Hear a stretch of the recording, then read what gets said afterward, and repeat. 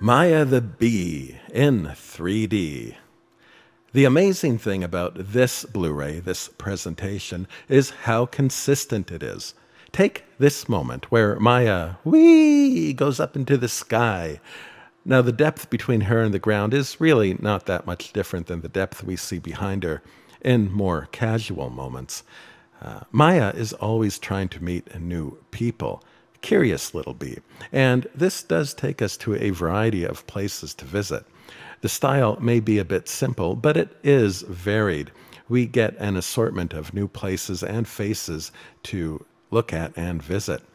But the stereo never attempts to come between the viewer and the screen. I almost imagine that it's in a kind of kid vision, meant to relax rather than show off. This is a gentle kids movie with gentle 3D. It establishes this somewhat shallow but pleasant depth and stays within its set parameters. Unlike Maya, who yearns to explore outside of her boundaries, the adult bees warn her to stay in line, but that only makes her imagination grow. Myself, this was the first I've heard of Maya, but the character's been around for nearly 100 years and has had several adaptations.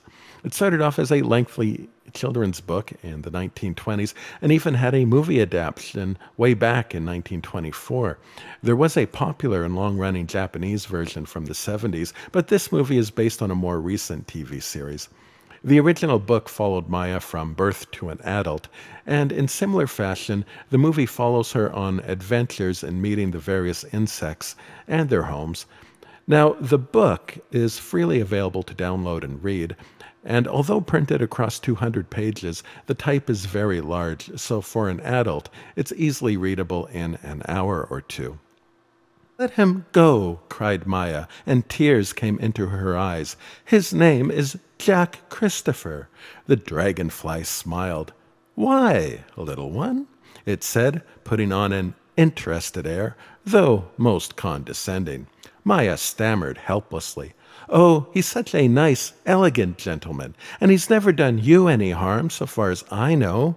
The dragonfly regarded Jack Christopher contemplatively. "Yes, he is a dear little fellow," it replied tenderly, and bit Jack's head off.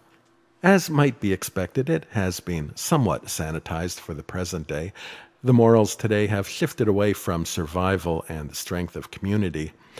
In the book, Maya learns the hard way that not all insects can be trusted and has deadly encounters with a few, but mainly the bees' main predator, which are the hornets. But in this movie, we learned that no, all insects can be trusted, which actually, I almost wonder if this movie was produced by the Hornets as a bit of pre-war propaganda. Ignore those ignorant adults and don't be a judgmental bee. Step aside as we walk inside. It'll be just fine. But let's not get into that. This is a gentle bee movie meant for young eyes and simple understanding. The setting doesn't get too complex, but it's often pretty and throws in some nice sunbeams to enrich the 3D landscape. Backgrounds are frequently flat or nearly flat, but once you grow accustomed to the style, it stops being noticed. Now, they made 2 more movies since this one. So far as I can tell, they are not in 3D.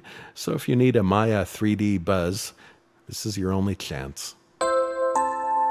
Startling Maya, Bobby made one step out of his hiding place, caught hold of the worm, bit it in 2, and began calmly to eat the one half, heedless of its desperate wriggling, or the wriggling of its other half in the grass. "Patience," said Bobby.